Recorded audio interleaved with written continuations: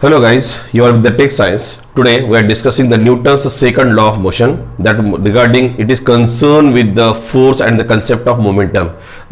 In the last lecture we are discussing the Newton's first law of motion, also called as the law of inertia, and if you didn't see that video, please follow the link which is given in the description box. You can just refer what exactly the Newton's first law of motion.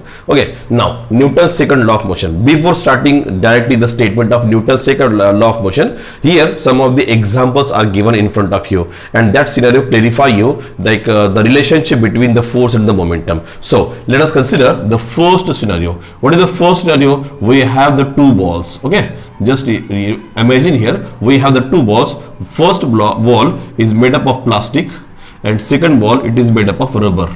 Okay, and ask your friend to release the ball from a certain height. You have to release the ball. You have to release the ball from a certain height. So although height is the same, although the height is same, when you release the plastic ball at this from the same height, when you release the rubber ball, which one is easy for you to catch, either a plastic or a rubber? Just pause the video and think for a minute. If two types of different ball, one having the rubber, second having the plastic, when they are released from the same height, which one is very easy to you to catch? Either it is a catch is very for the rubber, easy for rubber, or it's very easy for the plastic ball.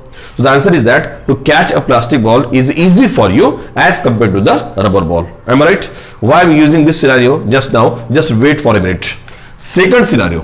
What is the second scenario? We have the same ball, either plastic or rubber. Same ball you have. Consider either you have a ball which is made up of plastic or which is made up of rubber. Let us consider you have a rubber ball. And again we have the two scenarios are there. First, throw a ball with a low speed. Ask your friend to throw a ball with a low speed towards you. And in the second time, ask your friend throw the same ball with higher speed towards you.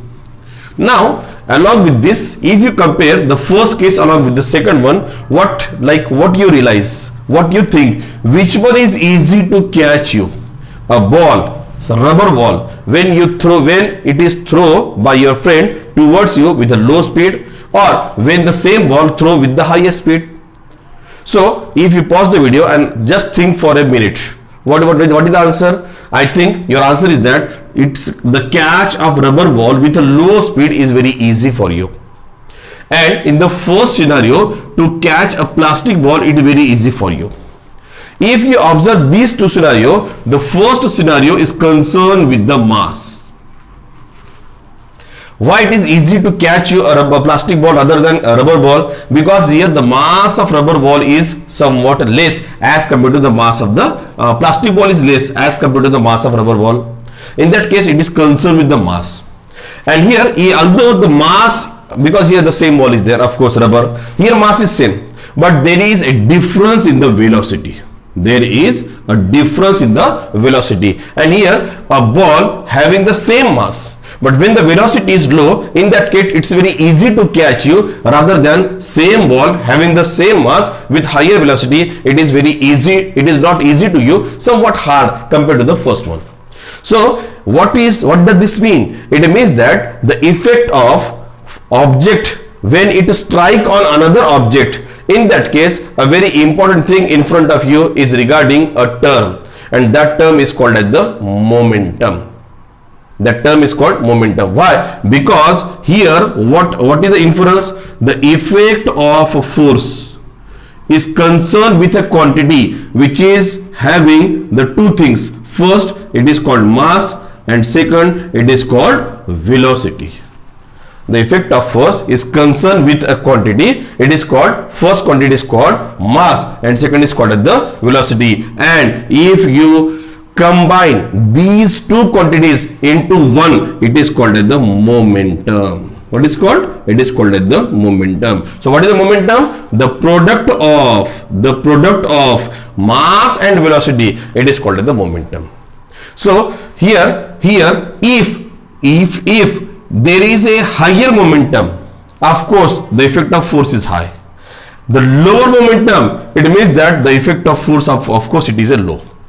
So the rules or the statement regarding the Newton's second law of motion, what is the rule, what is the statement of Newton's second law of motion? Observe here, I am writing the statement of Newton's second law of motion on the basis of this scenario. What is the statement? The rate of change of momentum, the rate of change of momentum.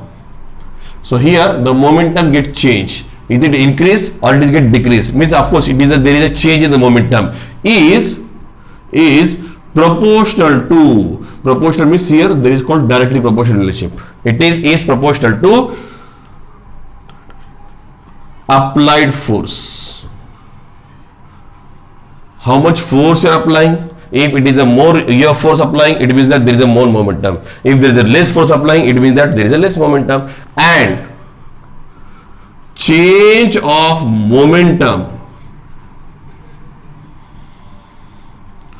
occurs in the direction of the force, and change of momentum occurs in the direction of force. Why I am writing here also a very important thing, direction, because as we know that the effect of force is depend upon two things. First, magnitude as well as direction. In the same manner, momentum is also depends upon two things, magnitude as well as direction. On behalf of this is the statement, the rate of change of momentum is directly proportional to applied force, and change of momentum occurs in the direction of the force. So on behalf of that, we have, this is what the statement for Newton's second law of motion. So from Newton's second law of motion, we derived equation also. What is the equation? Observe, change in momentum means rate of change of momentum. Rate of change of momentum is directly proportional to what exactly? It directly proportional to change in momentum. Change in momentum divided by time. Am I right? Change in momentum divided by time. So here suppose we consider an object, that object having the mass m, an object having the mass m, it having the initial velocity u, and when you apply some kind of force, what happened here? The object got some velocity and the final velocity of the object is v. And to move the object from after, of course the object cover a certain distance or displacement is there. So if it is traveling in a straight line, in that case the object got initial velocity u and reaches up to the final velocity v, it required some time, of course t time required. In that case, as we know that momentum is nothing but change in momentum is nothing but final momentum of an object, minus initial momentum of an object divided by time.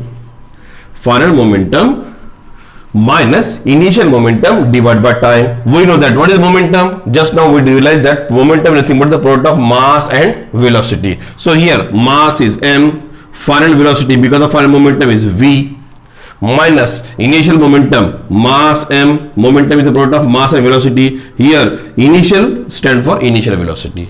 So mv minus mu upon t, t for time. Let us take this m common from this. So what is the answer? What is the like remaining derivation? It is m in bracket v minus u upon t.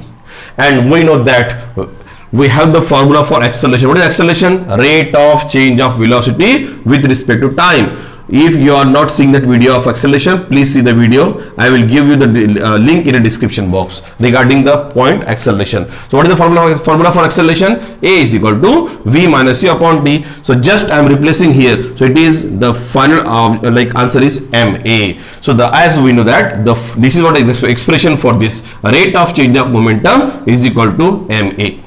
And just now, as per the statement, the rate of change of momentum is directly proportional to applied force. What does this mean? It means that the rate of change of momentum, this is the answer, ma. This is ma. Now, it is directly proportional to applied force. Can I write like this? Yes. F is directly proportional to ma. F is directly proportional to ma. And suppose I want to convert this F into the equal to sign, directly proportional, I have to convert it to the equal to sign. So I am taking some kind of constant. So here F equal to kma, F equal to kma. And what is k? K is a constant of proportionality and its value is 1, and suppose that's why we omit 1. So what is the final equation? F equal to ma, and this is what the derivation or the formula for Newton's second law of motion, that is F equal to mass into acceleration. So this is what the Newton's second law of motion, concerned with the law of force, also called as the law of momentum also. So I hope you like the video. So if you like the video, please subscribe my channel and press on the bell icon for the new notification. Thank you.